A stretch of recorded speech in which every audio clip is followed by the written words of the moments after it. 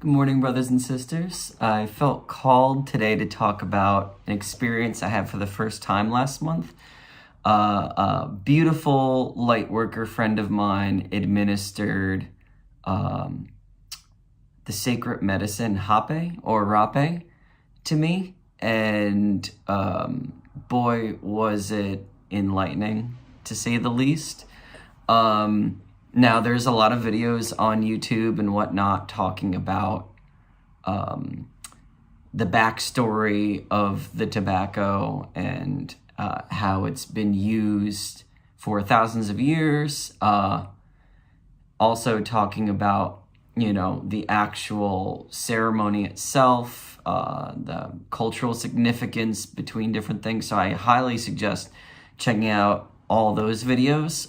This one is just basically talking about my experience and what it's done for me. And if this sounds like something that intrigues you, or you are already kind of interested in trying it, then maybe my experience will help convince you to try it, or maybe not, depending on, what you're into. But so I'm a Capricorn. And us Capricorns live in our minds all the time. I would say, actually, most of us do. But almost every Capricorn I've met, we're always just like planning, and, just having all these ideas in our heads and, just racing thoughts. And, it's kind of actually really hard for us to come from the heart. I know that's at least true for me in my own experience. I actually had a lot of walls up because of a lot of trauma growing up. And my spiritual practice, which started in 2012, has just been like a series of softening throughout these 11 years. And finally now in my 30s, I'm really feeling, that's it. I'm really feeling for the first time both the good and the bad, fearlessly. I attribute a lot of that to my shadow work, but my experience with Hape not only sunk me from my head into my heart center more profoundly than I've ever actually felt before in my life, but also actually patched me to God. I don't know if you believe in higher consciousness, higher power. I'm calling it God just out of social convenience, but I don't really think that there's a name for it. We call it so many different things: oneness, source, whatever. But yeah, this was quite the experience. So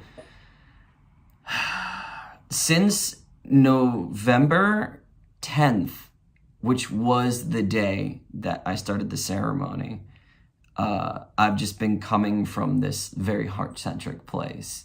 And even though my shadow work, which started earlier this year, really helped to get me to that place, Hape really cemented me there. And grandfather is very gentle, but also very brutal. And here's the reason why. So this sacred tobacco practice, you're basically, whether you're using the self-administered pipe like I did, or you're using a bigger pipe where the person is administering it for you, you're basically like blowing this sacred tobacco up each nostril. The left nostril apparently representing death and the end of what was, and the right nostril being rebirth. And so I used the self-administered one. My beautiful friend, she did a little prayer. She sung a song. This whole ceremony was incredible. And when she feels comfortable enough to actually start doing these ceremonies for everyone, I will absolutely be sharing her information. But, as she's kind of learning the ins and outs of these shamanistic practices, I will respect her privacy as someone who administers. So, but she basically really set this very proper setting for me to be in, very like meditative and calming, almost like also very grounding and rooted in just nature. We didn't do it outside. It was just in like this room, but there were a lot of plants around. A lot of the songs were culturally relevant and had a lot of like earthiness to it, if that makes any sense. And essentially what happened, so when I blew Hape into my left nostril, representing the death of what once was, it was so overwhelming, not just the experience, but the feeling. Like, it did feel like a pulling of like muck and tar from my very bones. It was so overpowering as a feeling that even though you're supposed to do the next one almost right away, I had to pause for a moment and just really take it in, because I didn't realize, at least for me, I didn't realize how much of what once was for me needed to die and was still there. It was the last push of letting go that I needed to do after all of the processing of trauma and releasing of pain I've been doing with my shadow work. It really did culminate in this very moment. My friend graciously reminded me, you're supposed to do the next one, come on. And then so I went ahead and administered the second one for rebirth. And almost instantly, also too, apparently, you're not really supposed to eat before, kind of similar to psychedelic mushrooms or ayahuasca. Grandfather could actually make you purge. And I did feel that too, like my body started getting a little bit more gaseous and I started burping, but because I didn't have anything in my stomach, nothing was really coming up. As a reward after the ceremony, I actually had a quinoa salad that I made for everyone that was there with us. So that was a very nice thing to experience after this. But as soon as I administered that second breath, that second shot of Hape into my system, I immediately felt my body disappear. Not only did my attention sink from inside of my head into my heart, and it was just like, it went from like, I think, which is basically my reality for the most part, regularly. I sunk into I know. And a lot of things that I doubted about myself, a lot of things that I doubted about, like external factors kind of unfolding in my life around me. A lot of my doubts about those things or second guesses completely vanished. And I just saw everything for what it was. I saw the blessings, I saw the pain, and it was all incredible. Especially like to just believe and know, and not just like go based off of like a thought, was extremely profound.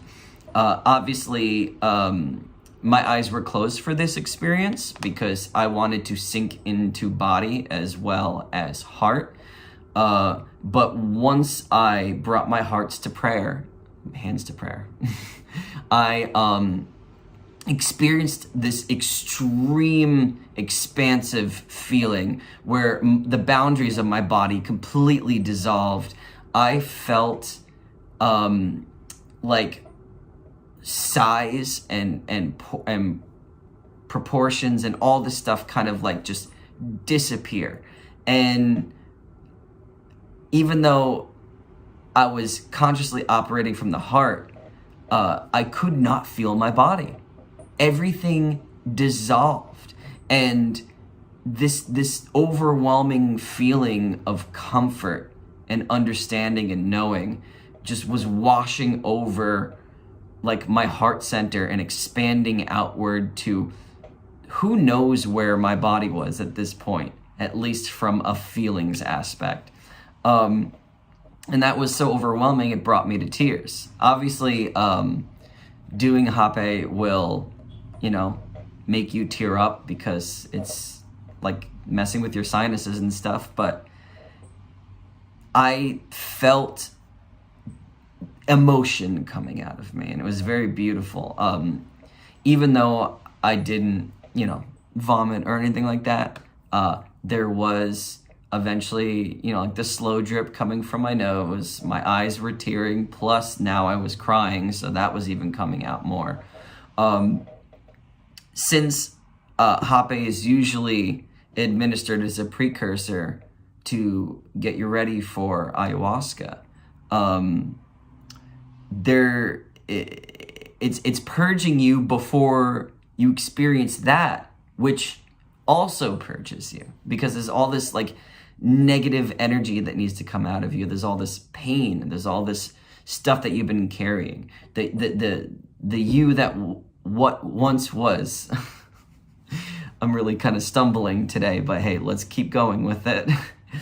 This experience literally was beyond words. I had even though I'm explaining it right now as practically as I can, I had a journal with me to journal what my experience was like, or if I got anything like that came to me out of it during it.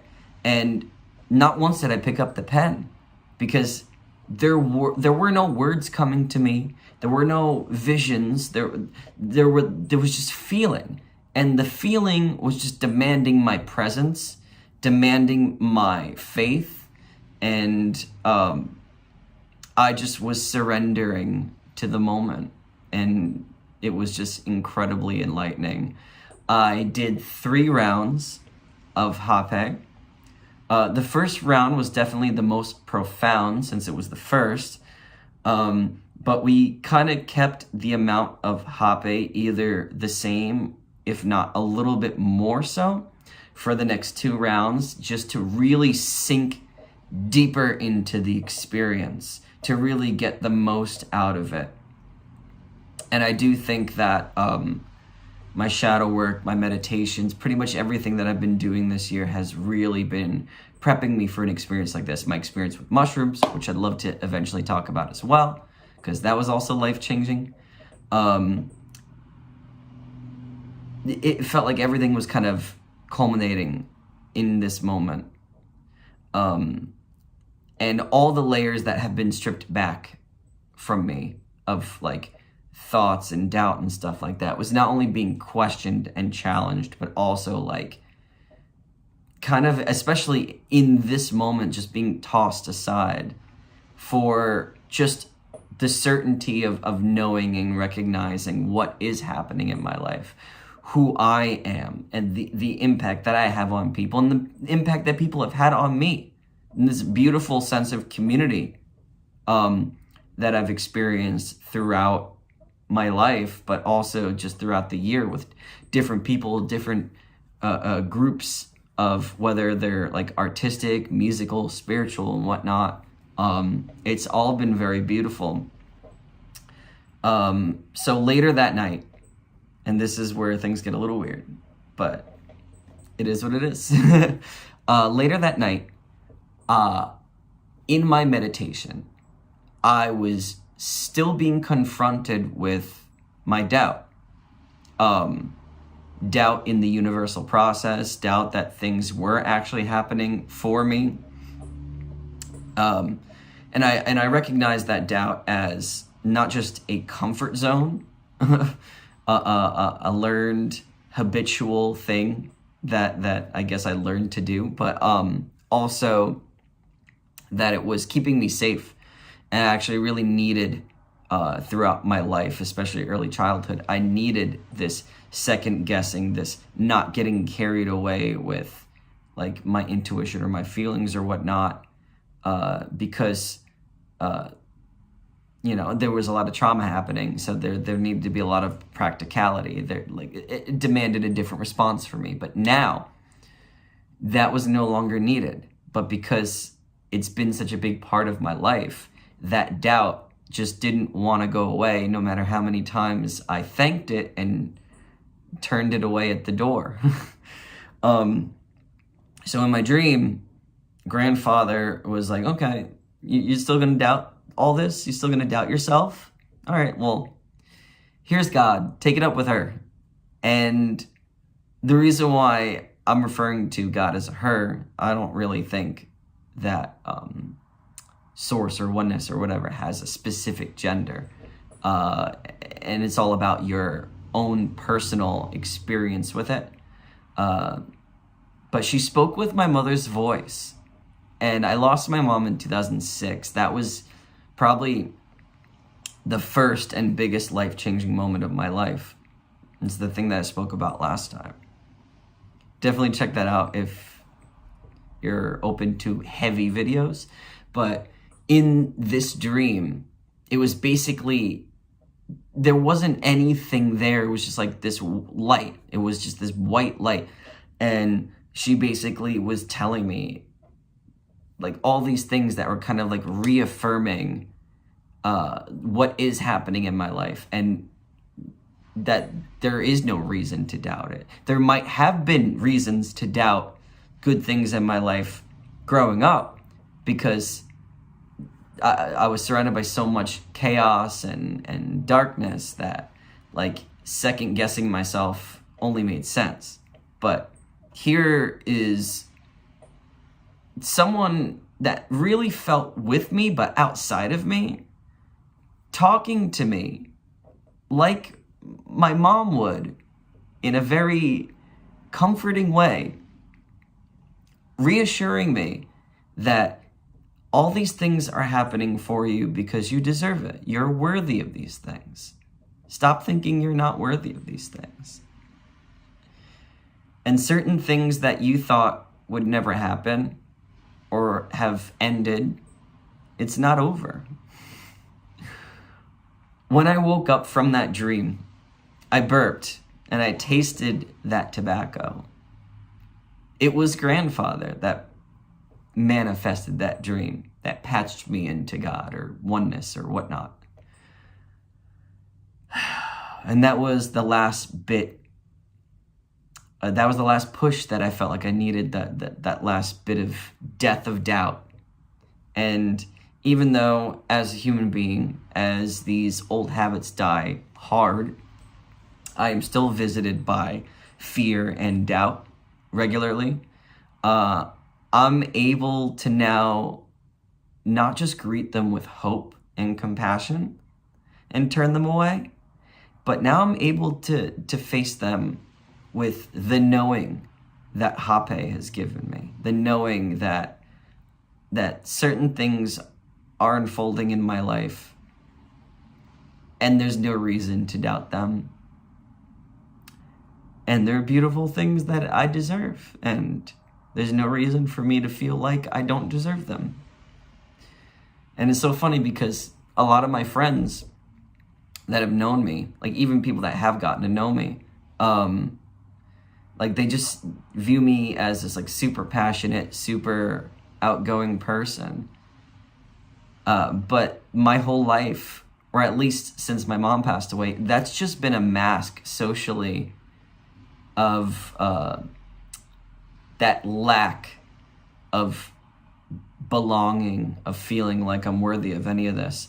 It was masking that. It was, I guess, for lack of a better way of putting it, it was kind of like a superiority complex masking an inferiority complex.